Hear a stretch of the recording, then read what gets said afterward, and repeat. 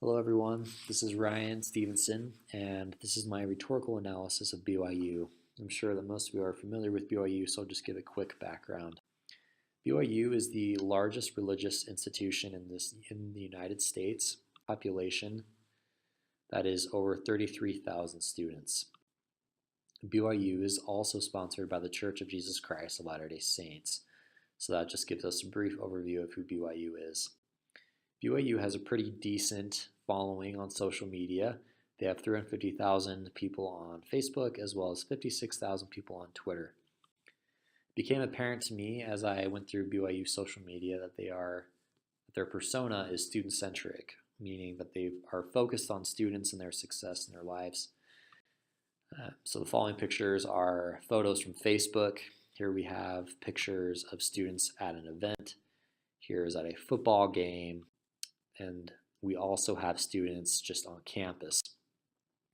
And so we can see that BYU is definitely trying to center their Facebook posts around students. Twitter is also an example of how BYU is student-centric. As we can see here, we have different tweets about homecoming events as well as events at a football game. There are also various other posts as well regarding students that I haven't inserted here. But here is also another side of BYU's persona, which is their religious side. These are several tweets about different devotionals that are going on in the area.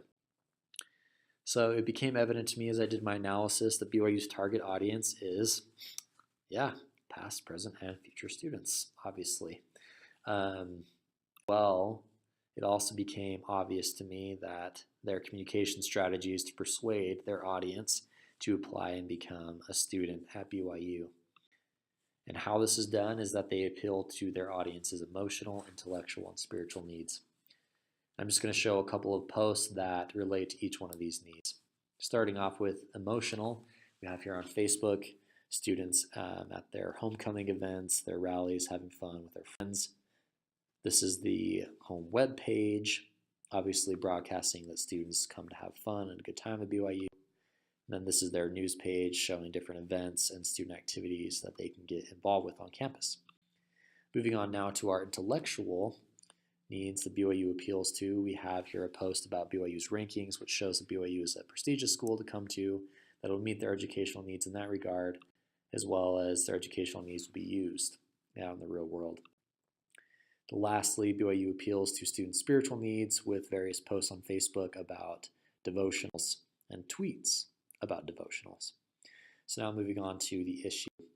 So in April 2016, just last year, there was a girl named Maddie Barney. And Maddie was sexually assaulted on campus, and she submitted a police report that was actually turned into the Honor Code office. And the Honor Code office actually would not allow Maddie to go through the Title IX process until they had investigated for any violation to the Honor Code. As you can see, this was not handled very well on BYU's part, and it left Maddie feeling terrified. This is a tweet that she sent out about her experience. Other people also reacted about BYU's policies regarding the Honor Code and sexual assault on Twitter. As we can see here, there was also many protests about this issue around the same time period. So BYU came out and actually made a statement. This is President Worthen. He was the one who came out with the statement. And this is the official statement that was posted on Twitter, as we can see here. The original post was actually through the news web page. We'll get to that in just a minute.